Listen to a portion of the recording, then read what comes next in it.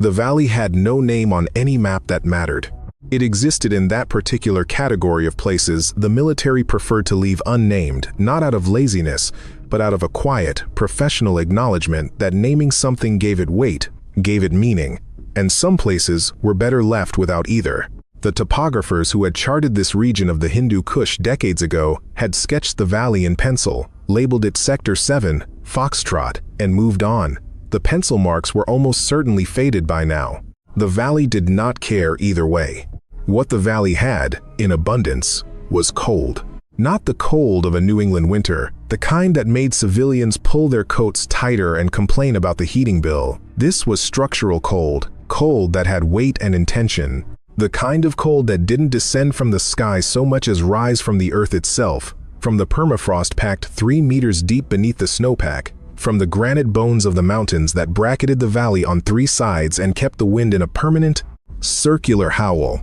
The temperature, according to the last functioning thermometer in the unit's kit, was reading -31 Celsius. That had been 40 minutes ago. The thermometer had stopped working since. Staff Sergeant Decker Hollis pressed his back against the boulder and tried to remember how to breathe slow.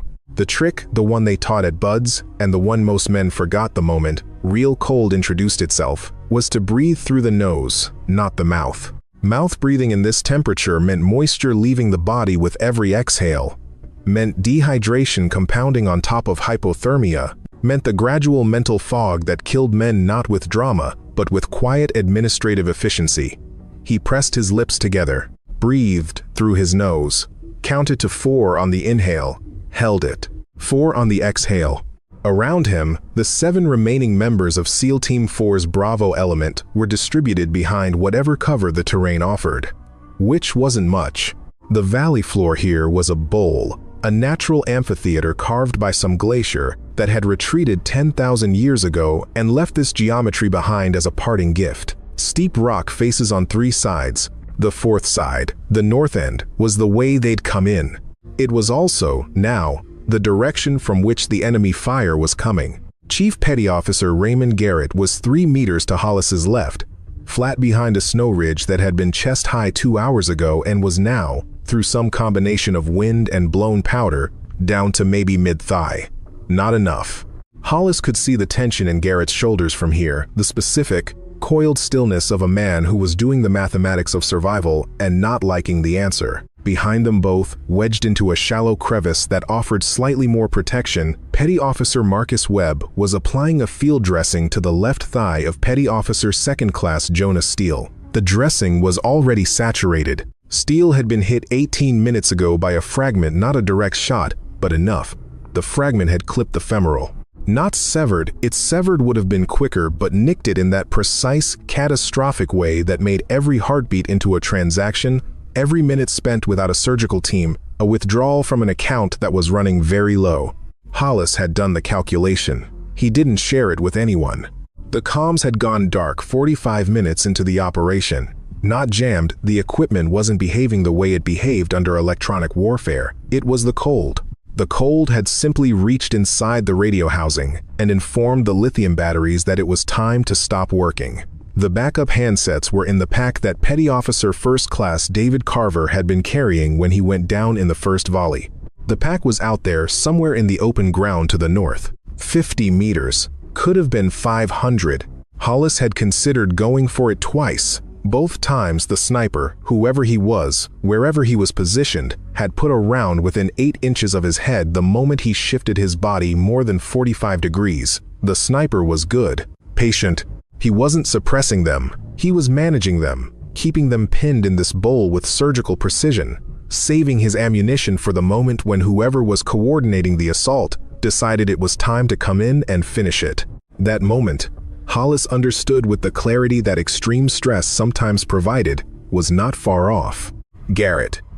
He kept his voice below the wind. Just below. Sound traveled strangely in these terrain shapes. Garrett turned his head a fraction. Count. Where are we? Garrett's lips moved. He held up 4 fingers, then closed his fist. 4 rounds left in his primary. His secondary, Hollis knew without asking, was somewhere at the bottom of that drop when the first ambush hit, and he'd gone sideways down the slope and come up without it. 4 rounds. Hollis had 7, Webb had 11. Steele wasn't shooting anything. The 2 men on the far side of the bowl, Corpsman Timothy Hale and Petty Officer Blake Morrison Hollis, hadn't been able to communicate with for the last 12 minutes. He could see Morrison's silhouette occasionally when the wind shifted the powder. He was still moving, still upright. That was the most he could confirm. The wind gusted. Hollis tucked his chin into his chest and waited for it to pass. When it eased, he became aware of something he hadn't heard before. Silence. Not the silence of the valley. The valley was never silent. The wind saw to that. Something else. A secondary silence beneath the wind. The specific absence of the near-miss cracks that the sniper's rounds had been producing. He hadn't fired and Hollis glanced at his watch 6 minutes. That was either very good or very bad. He was betting on very bad. The sniper had stopped firing for a reason. Hollis knew this the way he knew most things. That kept him alive not through analysis but through the deep, precognitive alarm system that the military spent years cultivating in its operators and that no amount of training could fully explain. The sniper wasn't gone. He hadn't run out of patience. He had been given a signal, or received an order, or made a professional decision. Don't waste ammunition on containment when the assault is 90 seconds out. They're moving, he said quietly. Garrett was already shifting his angle, trying to get eyes on the north approach without exposing himself. Can't see anything. They're moving. Garrett accepted this the way experienced men accepted things from experienced partners. No argument, just adjustment. Hollis turned and caught Webb's eye. Webb looked up from Steele's leg. His face was a careful, controlled mask, but his eyes communicated the truth without any words. We have maybe 5 minutes of useful pressure on this before it doesn't matter anymore. Hollis gave him a single nod that meant I know and keep going at the same time. He thought, briefly, about the mission brief. 12 hours ago they had been sitting in a plywood-walled room at Bagram with maps on a folding table and a satellite image printed on photo paper that was already curling at the corners from the dry air. The target was a logistics node, a cache of hardware that had been tracked across 3 countries and 2 separate intelligence assessments, and which someone several pay grades above Hollis had decided needed to be rendered non-functional before it reached its intended destination. Simple interdiction. In and out. 8 men, 12 hours, exfil via the southern route. Simpler. The word had a particular flavor now. What no one had anticipated, or what someone had anticipated and buried in the risk assessment appendix that nobody read, was the secondary element, not the guards at the cache, who had been neutralized cleanly in the first 4 minutes. The second group, the one that had materialized from the north, approached with a tactical sophistication that suggested prior knowledge of the op, maybe not the specific details, but the general shape of it. Someone had talked, or someone had been watching. Or the satellite imagery had been older than the metadata suggested, and the situation on the ground had shifted in the intervening weeks. None of that mattered now. What mattered was the mathematics.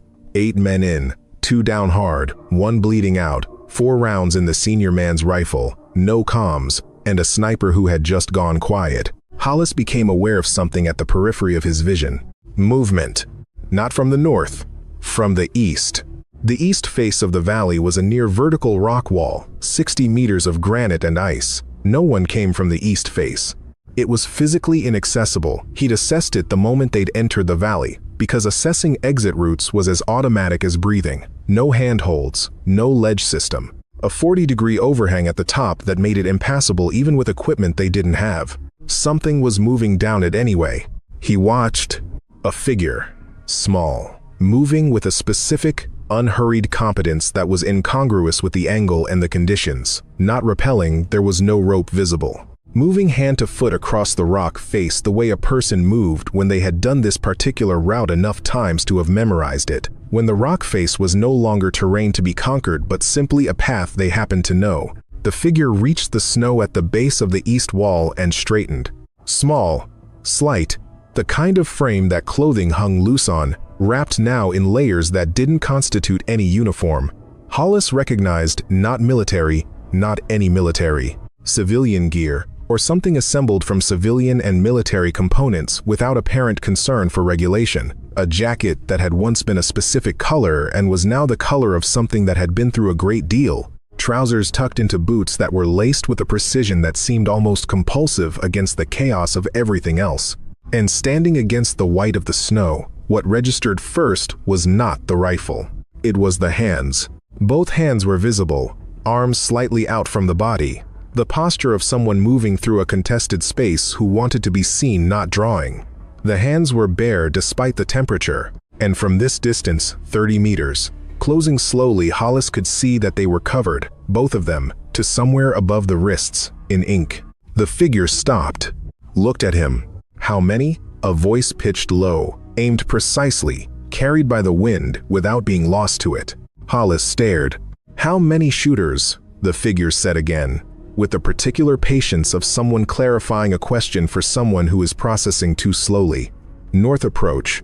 How many? She was young. That was the first thing that assembled itself into coherent thought once the shock moved through and passed. Young in a way that made no sense against the backdrop of what she'd just done, descending an impassable rock face in -31-degree cold, as though it were a minor inconvenience, arriving at the precise moment when arrival was necessary, speaking with the flat, information economy tone of someone who had been in enough bad situations to stop wasting words on the ones that were merely terrible. Not young the way a child was young. Young the way some people were young, a matter of bone structure and proportion rather than experience. A face that would have looked at home in a high school hallway if the eyes hadn't been doing something else entirely. The eyes were doing the thing that eyes did after they had seen enough of a particular category of event, not hardened, exactly, because hardness implied a closing off, and these eyes were wide open, just still. The way Deepwater was still. She was maybe 16, if you were being generous. Maybe less. Garrett had shifted to look at her now, and Hollis could see on his face the same rapid recalibration that was happening in his own skull. Behind them, Webb had gone quiet, his attention split between Steele's leg and this new variable. 2, Hollis said, because the question had been specific and operational, and he had no reason not to answer it. Maybe 3. Sniper went cold 6 minutes ago. She processed this, nodded once, moved to the boulder to his right without waiting for an invitation, and brought the rifle up to her shoulder in a single fluid motion that contained no hesitation and no ceremony. She pressed herself against the rock with the specific economy of someone who understood cover, not just concealing herself behind it, but using the geometry of it, the angle, the way the rock's profile would mask her barrel from certain directions while still allowing a line on others. Hollis looked at the rifle. It was a bolt action. Long. Old in the way that things that worked perfectly were old, maintained rather than replaced, each component carried to the end of its useful life and no further. He recognized the basic platform, or thought he did, but the modifications were extensive and specific in ways that suggested whoever had made them knew exactly what they were doing. The scope was not standard. The barrel was not standard. The stock had been shaped, hand-shaped, from the look of the tool marks to fit the specific dimensions of the person holding it. She hadn't looked at him since she'd taken position. He watched her scan. It was not the scan of a trained operator going through a protocol. It was something older and more particular. The scan of a person who had been doing this specific thing, in this specific type of terrain for long enough that the visual assessment was happening below conscious thought, the way an experienced driver's hands corrected for a road surface before the brain had registered the change.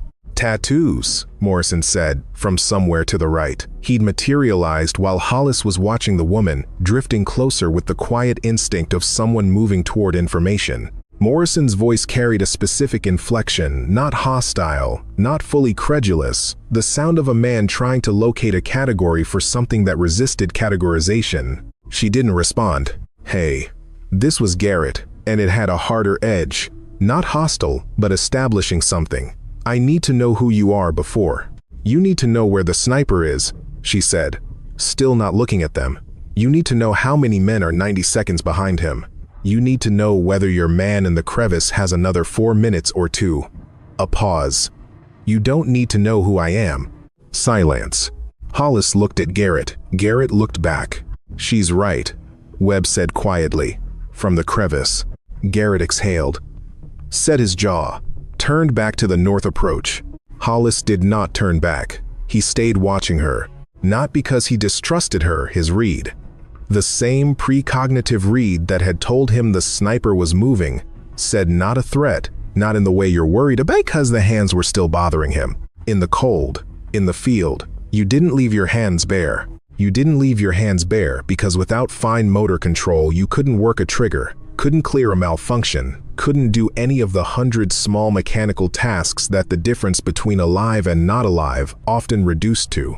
Even in temperate conditions. In this temperature, exposed skin began losing sensation in approximately 4 minutes. Her hands were bare, and they were covered in ink. Not decorative ink, or not only decorative. Not the kind of tattooing that happened in a shop on a Friday night after a few drinks. These were deliberate, precise, placed with spatial intention. The back of her right hand carried something that looked like coordinates, not decorative coordinates, not coordinates of a romantic location, but the kind of notation that appeared on military maps in the specific format that was used in operational planning. The left hand had a series of marks that ran from the wrist toward the palm, small hash marks, organized in groups of 5, like a count. He counted without meaning to. 3 complete groups of 5. 2 additional marks. 17. Why so many tattoos, little girl? He hadn't entirely meant to say it out loud. She turned her head, slowly, and looked at him. The look was not angry. It was not cold in the emotional sense, though the temperature around them was cold enough to crack stone. It was the look of someone who had been asked a question that they'd heard before, or a variant of it who had encountered it enough times that the act of being asked no longer produced a reaction, only an acknowledgement. Each one is a name, she said. Then she looked back through her scope. Hollis found he had nothing to say to that. Garrett was watching too now. The north approach temporarily secondary. Whose names? She didn't answer immediately. She was tracking something through the scope. He could see the micro adjustments of her position, the way her weight shifted a fraction of a centimeter to compensate for wind he could feel but hadn't consciously registered. The adjustment was so small it was almost invisible. The muscle memory of 1,000 repetitions. People who were here, she said finally, and then weren't. She moved the scope a half-inch to the right. Back. Some of them were mine to lose. The way she said it was not self-pity. It was recitation. The difference was audible if you were listening for it.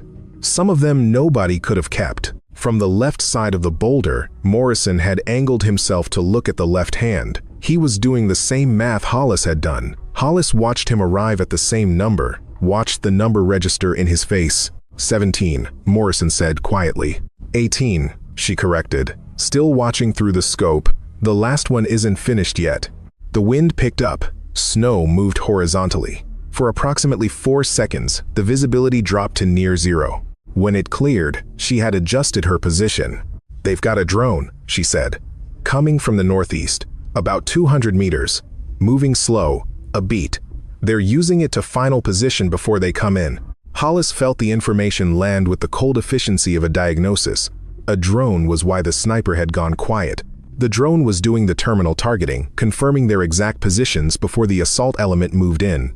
Once the assault element had the drone's feed, they'd know exactly where everyone was. The cover they were using became irrelevant. The boulder, the crevice, the snow ridge, all of it mapped. All of it communicated to men with the position information they needed to close the final distance with minimum exposure to themselves. "Can you hit it?" Hollis asked. He meant it as a practical question. He heard, as he said it, that it was also a test. She didn't treat it as either. "Yes," she said, with the specific simplicity of a statement of fact. "Blade." He processed this. "You're going to hit a moving drone with a single round." The rotor blade, still not looking at him, hit the blade at the right angle and it fragments. The fragment takes the motor housing. The motor housing has the battery. The battery? She paused. The tiniest pause. You don't want to be standing below it when the battery goes.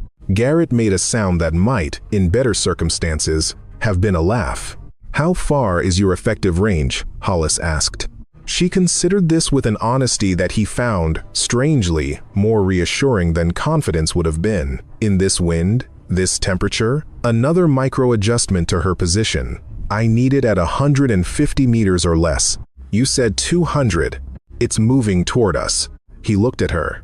"At the ink on the hands, at the hash mark 17, she'd said, and the 18th not finished. He thought about what it meant to carry a count like that. Not the romantic version of it, the Hollywood version where the lone warrior marked their kills in clean, dramatic lines. The real version. What it meant to have enough losses, enough missions, enough specific terrible nights to need a physical record of them, because the alternative, keeping the count only in your head, was no longer viable. He thought about Carver, out there in the snow. He thought about Steele in the crevice with Webb's hands pressing down on a saturated dressing. Okay, he said. The drone was not military specification. She'd seen enough of them to know. Military drones, the ones operated by sophisticated state actors, had a specific sound signature and a specific movement pattern, the kind of precision that came from high-quality stabilization hardware and professional operators. This one moved with the slightly jerky variability of commercial-grade equipment, which meant it was operated by someone with skill, but not by a professional drone pilot, and it meant the stabilization was doing what it could with hardware that cost a fraction of what it should have. It was still a target. She tracked it through the scope. The wind was the problem. Not because she couldn't calculate for wind. She'd been calculating for wind in this particular type of terrain for longer than some of the men crouching behind the boulder had been in uniform. The problem was that wind at this altitude and in this valley geometry was not a constant. It was a conversation between the rock faces and the gradient and the temperature differential between the valley floor and the ridge. It changed. Not randomly. Nothing in the physical world changed randomly. If you understood the underlying dynamics, but in patterns that were too complex to model in real time by anyone who hadn't spent years learning to read this specific category of environment. She had spent years. She breathed in through the nose. The cold air hit the back of her throat like swallowing a blade. She held it, let the body go still the way bodies went, still when they stopped fighting the cold and started simply existing in it. She had learned this at a cost she did not think about while working. You did not think about costs while working. You paid the costs in the gaps between, in the moments when there was nothing to do but exist, and then you put them away and worked.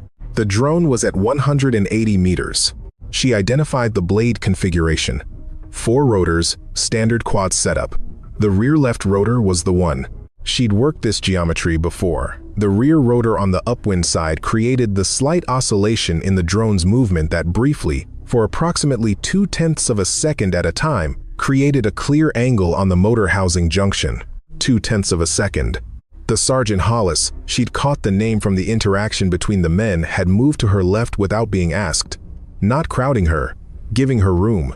He was watching the north approach from a new angle, providing the lookout function that she couldn't manage while her eye was in the scope. She had not asked him to do this. He had done it because he understood the operational geometry. She filed this observation away in the part of her mind that assessed people. 165 meters. The sniper had moved. She could feel it, the way you could feel weather changing, not see it, not hear it, but sense the shift in the weighted silence of someone who was repositioning. He was coming around, probably trying to get an angle on whoever he'd seen arrive from the east face. He was professional enough to know that his containment strategy had acquired a new variable. She needed the drone down before he finished his repositioning. Once he was back in position with her as a target, the calculation changed. 152 meters. She let the world reduce. The cold stopped being cold. The wind stopped being a factor she was managing and became simply a force she was incorporating. The way a good swimmer didn't fight the current but found the angle through it. The sound of the men behind her, their breathing, the faint wet sound of pressure being applied to a wound, the creak of Garrett shifting his weight went below hearing. There was the scope. There was the rotor. There was the wind, which she knew. There was the cold, which she'd made peace with a long time ago. The drone held steady at 152. The operator was stopping to get his feed. This was it. This was the terminal positioning moment. In the next 30 seconds, the men to the north would have everything they needed. 9. She found the oscillation pattern. Not random, cyclical. Every 4 seconds, approximately, the rear left rotor produced that micro instability as the upwind turbulence hit it at the right angle. 8.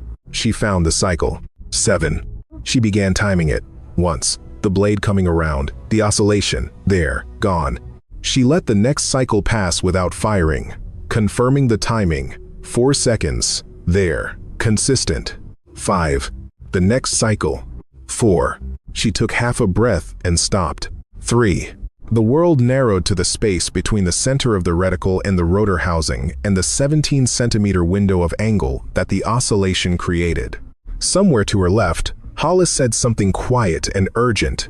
She registered it at the same level she registered everything now, which was to say, it entered the sensory field and was assessed and was not acted upon because it was not the trigger. The oscillation peaked. She fired. The sound was wrong. That was the first thing that registered. Not the impact, not the result, but the sound. In the compressed acoustic geometry of the Valley Bowl, a rifle shot should have echoed, should have bounced off the rock faces and the snowpack and come back at them from 3 directions simultaneously, the audio signature of a gunshot in enclosed terrain.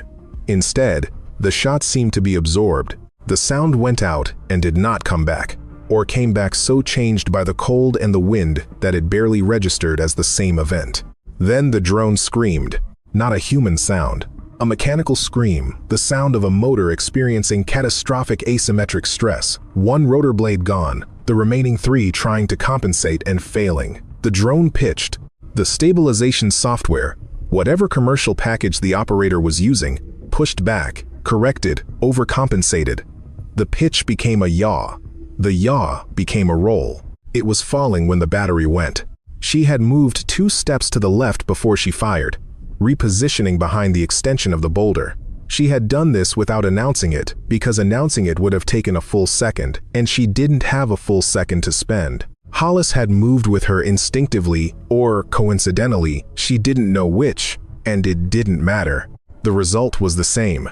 When the battery went and the drone's lithium cell vented catastrophically, the pressure wave went into open space rather than into anyone's back. The sound was significant. Not massive by the standards of the weaponry both sides had been deploying, but sudden and bright, and it produced a secondary effect that she had calculated and that she allowed herself, briefly, to be satisfied by. The detonation was directly above the north approach, above the point where the assault element was staging. Not close enough to produce casualties at the outer range of the element. Close enough to produce the thing that was, in this situation, more valuable than casualties. Confusion.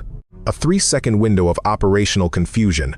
Men ducking, men losing their visual, men going to a defensive posture, because the brain, when it registers an explosion overhead, defaults to incoming before it processes where from and why, and is this actually a threat? 3 seconds in which trained men with good instincts were operating on instinct rather than training, and instinct told them to be small. Hollis was moving before the echo of the battery detonation finished. She watched him go, not the whole movement. She was already resetting her position, finding the sniper's new angle but enough to note the economy of it, the specific, efficient quality of his movement through the snow. He went for the comms pack on the body in the open ground, reached it in 6 seconds, was back in cover in 9. He moved like he was made of something denser than ordinary people, like gravity had a stronger claim on him, like each footfall was deliberate rather than athletic. He was back behind the boulder before the confusion window closed. She heard the hiss and crackle of the comms pack attempting to cycle up, struggling against the cold-soaked batteries trying to hold charge. Not enough. She could hear it from here, the frequency, the hesitation. Not dead, not full. Partial, Hollis said quietly. Enough. Good enough. A partial comms signal in the right frequency range could still put a query to someone who was looking for them. She'd found the sniper. He was not where she'd expected. He'd moved faster than the repositioning she'd sensed, not completed it, abandoned it. He'd gone to ground instead, probably the moment the drone detonated, because a professional would recognize the drone as the target and recognize that whoever hit the drone had optics on the field and might have optics on him. He was somewhere in the rocks at the north approach's left margin, pressed low, invisible. Almost invisible. People who were pressed low in snow, in cold, without moving, produced a heat signature too faint to matter most of the time. But they also displaced snow when they arrived, and the displaced snow settled differently, slightly whiter on the surface, slightly more compacted in the structure, and in this light, with this angle of overcast sky diffusing the gray evenly across the white, The displacement was visible to someone who had looked for it before. She found it. She waited. The window was closing. The assault element would recover from the confusion in approximately 60 more seconds. They would count personnel, confirm no casualties, receive a status from the sniper, and then they would make the decision, press the assault at reduced confidence, or withdraw to replan. She could not know which they would choose, but she could remove the variable that most directly threatened the men behind her. She could remove the sniper. She waited for him to move. He was good. He did not move for 40 seconds. 40 seconds in that cold, prone on the snow, was a specific kind of discipline. She knew what that felt like from the inside. She accorded him, in the silent accounting she maintained for opponents, the respect of recognizing the competence. Then he moved, because he had to, because the cold demanded it, because lying still at -31 degrees was a countdown, not a viable tactical position. And eventually, the countdown overrode the discipline. He shifted his left elbow, fractionally, trying to get blood moving. She was already at the trigger. Her second shot of the day was quieter than the first. Less drama. No secondary explosion. The valley absorbed it the same way it had absorbed the first. The sound going out and not coming back. In the rocks at the north margin, nothing moved. Snow fell. It had been falling the whole time. Of course, it had been falling since before they entered the valley, fine and constant and indifferent. But now, with the gunfire stopped and the drone gone, and the assault element apparently making the decision to withdraw, she could hear it, in the distance, the specific sound of disciplined movement away from a position rather than toward one. The snow was all there was. The wind had dropped. This sometimes happened in these valleys after a period of sustained gusting. The weather system shifted its pressure balance. The gradient changed, and for a few minutes the air went nearly still. The silence it produced was not peaceful. It was the silence of something holding its breath. Hollis stepped out from behind the boulder and stood in the open. He stood there for a full 5 seconds, which was either professional risk tolerance or proof that his read on the situation was the same as hers. The field was clear, the sniper was down, the assault element was gone or going, and the immediate threat had passed into a different register. No longer the acute threat of being shot in the next 15 seconds, but the chronic threat of cold and injury, and no extraction. He stood there for 5 seconds, and she watched him stand there, and she understood what he was doing. He was counting the silence the way you counted the beats between lightning and thunder, measuring the distance between what had just happened and whatever came next. "Garrett," he said finally, not loud, "get Steele ready to move." Garrett's voice came back from behind the snow ridge. "Move where?" "South. The way we came in. We go south, we get to the ridge line, we get elevation, and the comms pack has enough to ping on the emergency frequency." He turned and looked at her. "You said the pack had 4 minutes." She looked at Steele in the crevice. Webb was still working. 2 now. Hollis absorbed this without changing his expression. "We move in 60 seconds. She watched the men organize around this instruction with the specific efficiency of people who were trained to transform information into action without the processing stage most people required. Morrison appeared from the far side of the bowl. Hale, the corpsman.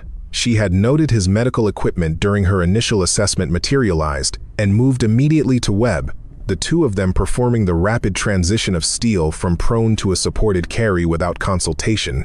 The movements dovetailed the way movements did when people had trained together long enough. Hollis was watching her. "You coming?" he said. "I'll cover the south approach while you move." He looked at her for a moment. "And after that?" "After that, you'll be out of the approach window and I'll be unnecessary." "That's not what I asked." She looked at him. He was a large man. The kind of large that came from a specific combination of genetics and the particular physical demands of what he did. And he was standing in a posture that was neither aggressive nor deferential, but simply present, the way people stood when they were not performing anything, when they were simply occupying space with all of themselves. "I know," she said. She moved to the south margin of the bowl and set up to cover while they carried Steele toward the south approach. They stopped twice on the south approach. Once because Hale needed to adjust the carry and check the dressing it held, barely, the bleeding slowing from the cold as much as the pressure. Once because the partial comms pack, despite everything, managed to produce a coherent signal on the emergency frequency for approximately 4 seconds before the battery finally gave. 4 seconds was enough. The ping went out with their GPS coordinates. Someone, somewhere, would have received it. The second stop was where he asked her. Not about the tattoos. Not again, not directly. He asked it sideways. The way people asked things when they'd figured out that direct questions were going to be deflected. "Ghost sniper," he said. "That's what we called you." She was watching the ridge above them, not looking at him. "I know. We were told you were dead. 18 months ago." A pause. "Everyone was told you were dead. Everyone was wrong. There was a valley. East of here, maybe 40 kilometers. There was a mission that went wrong and a unit that didn't. I know what happened to the unit," she said. The flatness in her voice was not a wall. He understood. It was a load-bearing surface, the kind of flatness that held weight. 6 of them, he said quietly. 7. She did not look away from the ridge. Everyone miscounted. Everyone always miscounts one. He said nothing. The last hinge was a corpsman named Gerald Barton, she said. He got across. He was the 7th. He made it maybe 300 meters further than the others. The count was wrong in the debrief because nobody wanted to go back and look closer. A pause. I looked closer.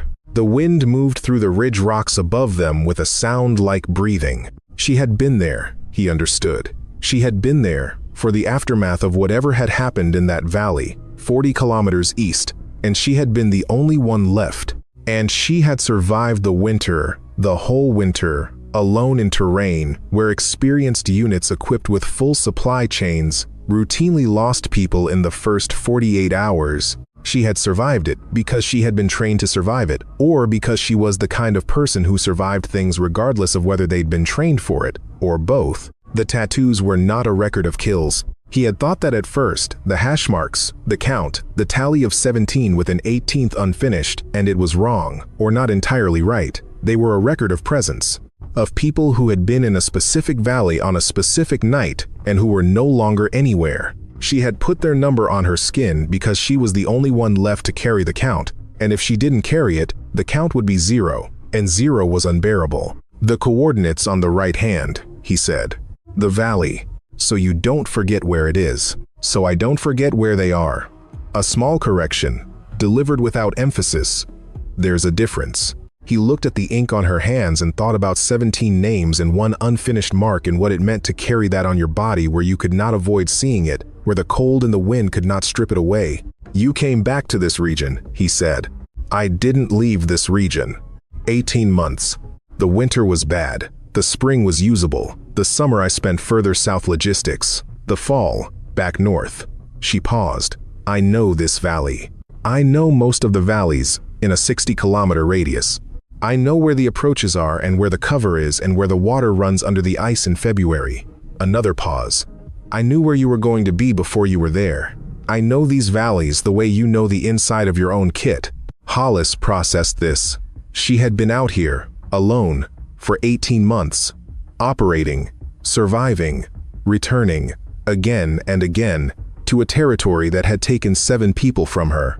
Not because she couldn't leave, she could leave, clearly. A woman who could descend an impassable rock face and drop a drone at 150 meters in a crosswind could manage an exfil through hostile terrain if she chose to. But because this was where she was. Why? He said. She finally looked at him. The look was neither hard nor soft. It was the look of someone who had been asked the question that was actually the right question for the first time in a long time. Because no one came back for them, she said. So I did. The extraction came in 4 hours and 11 minutes from the emergency ping. 2 birds, coming in from the south, moving low under the cloud ceiling that had thickened during the afternoon.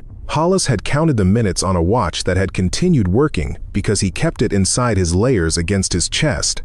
Steel had made it, barely, and Hollis knew the margin was thin enough that the 4 hours would be the subject of one of those quiet conversations that happen between commanders and medical staff after operations, the kind where the math of survival was assessed without the people who'd been inside it. He had spent 2 of those 4 hours talking to her, or listening, mostly. She didn't talk in the way people talked when they were finally given the chance. She talked in the way people talked when they were accustomed to silence, and found words occasionally useful. Short accounts, operational detail rather than emotional narrative. What she'd eaten, what she'd used, how the winter had moved through the mountain chain, and what it had done to the terrain. He learned that her name was Clara Weathers. He learned that she'd been attached to a special operations element as a designated marksman, then reassigned again, in the way that people with certain skill sets were sometimes moved around until they arrived somewhere. Their skills were maximally useful, and they were categorically impossible to replace. He learned that the element she'd been with in the valley 40 kilometers east had not been her first, and that the valley had not been her first bad night, only the one that had finally resolved into 18 months of solitary presence in a mountain region, carrying the count. He did not ask her to come back with them, not directly. What he said was, "There are people who would want to know you're alive." She looked at him. "There are people who were informed I was dead and made their adjustments. Opening that back up does not serve them. It might serve you." "I serve myself adequately," she said, without arrogance, simply a statement of demonstrated fact. "The 18th, he said, "the mark that isn't finished." She looked at her left hand. The wrist. The 17 completed marks and the one begun but not resolved. The line that stopped halfway through without the second stroke that would complete it. "It's the one I haven't found yet," she said. "Gerald Barton. I told you everyone miscounted. He made it further than anyone confirmed. That means..." She stopped, started again. "That means I haven't looked closely enough. He might have made it to cover. He might have." "Clara." She stopped. 18 months, he said.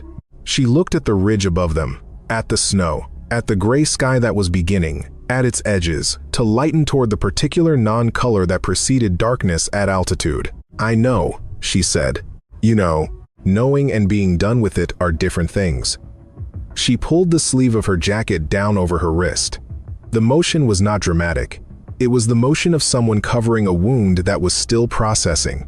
You survive as long as I've survived in this terrain, by not being done with things before they're done. He had no answer for that. The sound of the rotors came first as a vibration through the snow, then as a sound beneath the wind, then as the full noise of 2 helicopters coming in low and fast over the southern ridgeline. He stood. She stayed where she was. "Come with us," he said. She looked up at him. In the dimming light, with the helicopters coming in and the snow picking up again, she looked very young. Not in the way he'd thought initially, not the absence of experience, but the presence of something else. Something that hadn't been ground away by the years and the valleys and the 17 names. Something that was still intact in a way that a person could not have explained but could have recognized if they'd been paying the right kind of attention. "You survived," she said. "That's enough." "That's not." Hollis. His name, first time she'd used it. "You survived. Your men survived. What I did here today is not a transaction that requires a conclusion." She stood, lifting the rifle in one clean motion. "You owe me nothing. I owe you nothing. The account is clear." He looked at her. "The helicopter is 30 seconds, she said. He turned and walked toward the landing zone.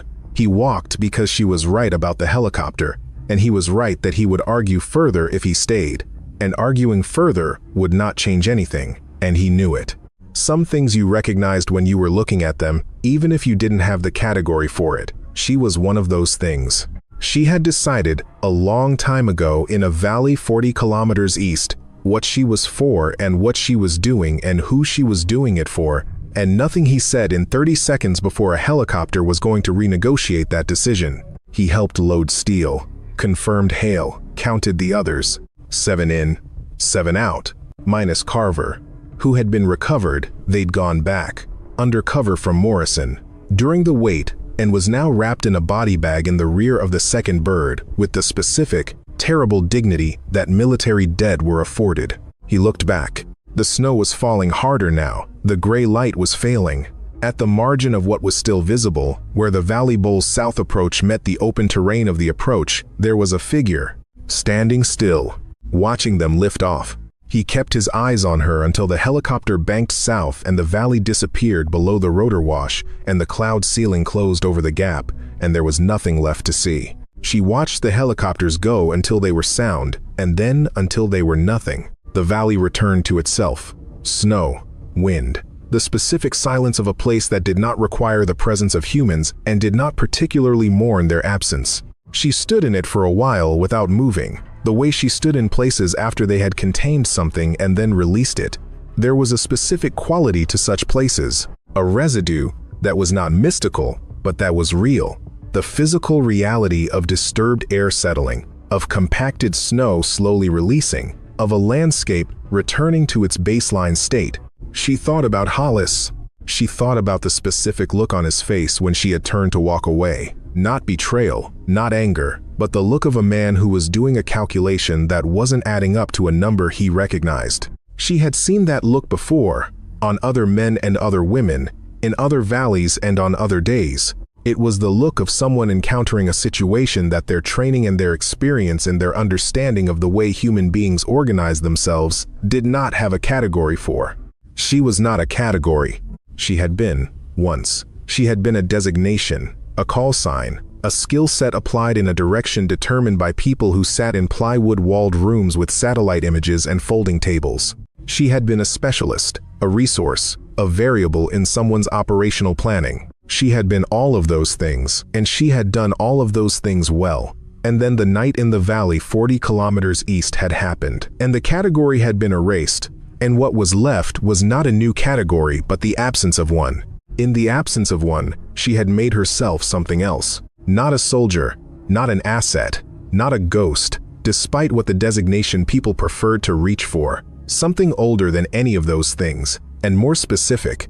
A person in a specific landscape, doing a specific work, for reasons that did not require external validation, because they had been arrived at in isolation and tested against the most demanding testing conditions available, which was simply, "Are you still alive?"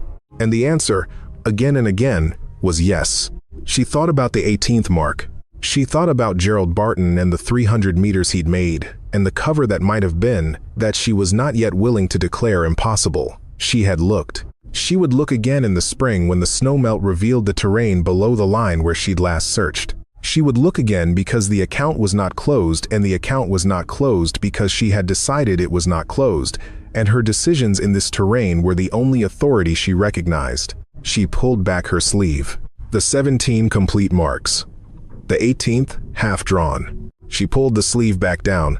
She looked north, toward the deeper valley, toward the terrain that she knew the way. Hollis had said she knew it from the inside, from the bones, from 18 months of continuous presence through every season and every weather system and every minor catastrophe the landscape could produce. The snow was coming harder now. She turned north and walked into it. Her footprints appeared behind her, clean and evenly spaced in the fresh snow. After a few minutes, the wind erased them. After a few minutes more, there was no sign that anyone had been there at all. Only the valley, only the snow, only the cold that had no interest in anyone's survival and no grudge against it either.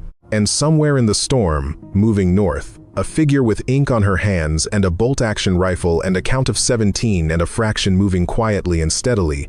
The way she moved, the way she had always moved in this terrain, as though she belonged to it or it belonged to her or the distinction had ceased, somewhere in the past 18 months, to mean anything at all. You survived. She had said it to him, but she thought it now in reference to herself, not with pride, not with relief, but with the particular flat acknowledgement of someone who had decided, a long time ago, that surviving was the work, and the work continued. And you did not take breaks from work for which there was no one else available. The storm closed around her. The valley